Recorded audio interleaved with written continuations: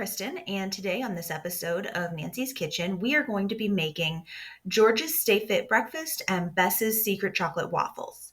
Recently, I finished reading the audiobook on my channel for the Secrets Can Kill Nancy Drew Files #1, and I thought in keeping with that, Bess's Secret Chocolate Waffles would be a good fit. Now, in addition to that, George's Stay Fit Breakfast I've seen on other channels, and it is widely regarded as garbage. So we are going to try making it the way that the recipe calls for, but then I'm going to try and zhuzh it up a little bit.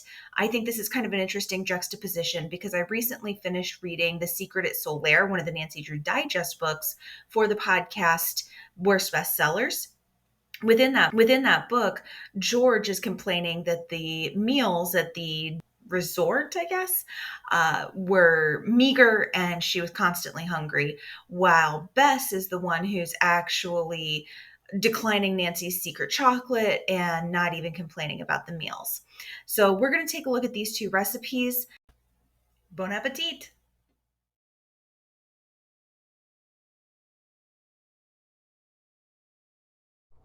Starting off strong by accidentally melting the butter that was supposed to be room temperature, we mix that in with whatever a scant cup of sugar is and mix that up, looking good. Add the secret ingredient of unsweetened chocolate. Do not accidentally eat this by itself. It is awful and it will make every bit of moisture in your mouth evaporate.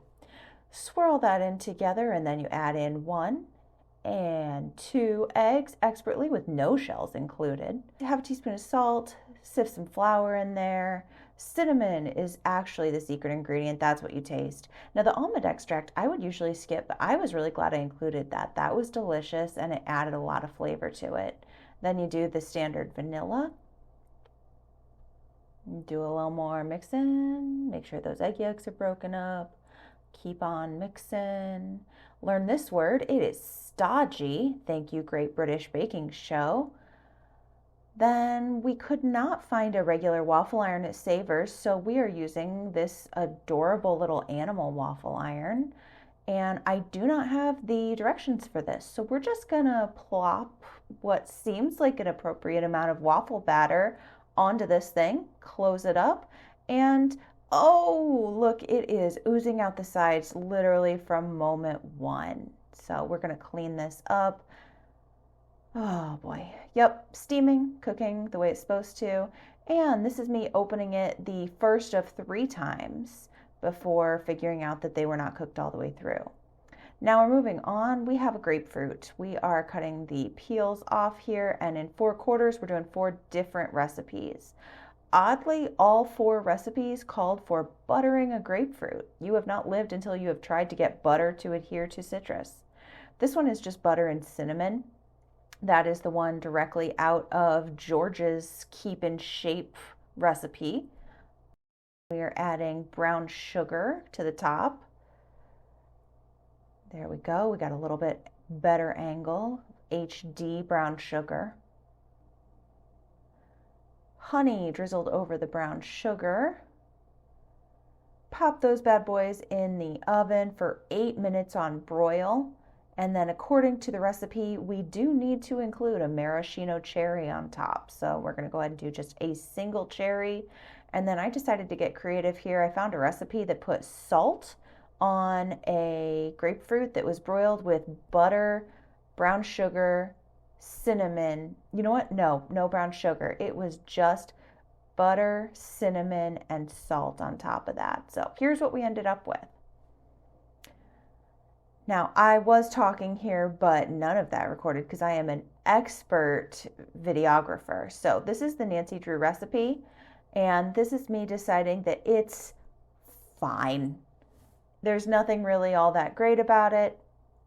So then we're going to take another bite of a regular grapefruit just to compare. This is me deciding what a grapefruit is.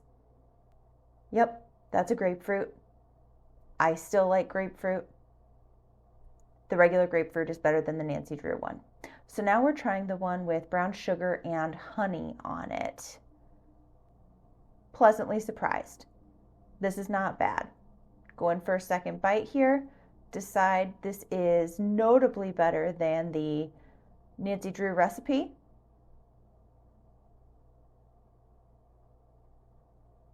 Still deciding. Yep, we like this one.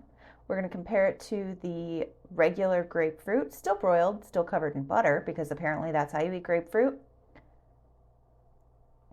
And the brown sugar is better than the regular grapefruit. Now we're going to go in for the mistake grapefruit. This one has brown sugar, cinnamon, and salt on it. Here is me questioning my life choices. Oddly enough, the salt was not the problem here. It was actually the cinnamon. Something about the cinnamon made this taste unfinished, like it needed to bake or it hadn't been mixed in properly. So the salt didn't help the situation, but it was not good. So we're going back, comparing that to make sure I still know what a plain grapefruit tastes like. Pretending I know how to use a fork. And what do you think? I actually like plain grapefruit better than this monstrosity here. So overall, the only one that was actually better than literally just eating a plain grapefruit was the one where we added brown sugar and honey. As luck would have it, my camera didn't record me eating Bess's waffles. They were a bit stodgy in the middle, but crisp on the outside. This seems likely due to the fact that they were shaped like puppies instead of actual waffles. The cinnamon was the star here, but the chocolate was a nice aftertaste. Nancy suggests serving them with a scoop of vanilla ice cream, but I found that whipped cream was also very good. I ended up eating the leftovers for breakfast the next day with more whipped cream and blueberries, and I wasn't mad about it. I will probably try to make these again, but, correctly. So, to the surprise of no one, I would rather eat breakfast with Bess than George because, Bess likes food and George seems to hate herself. Until next time, toodaloo, Nancy Drew.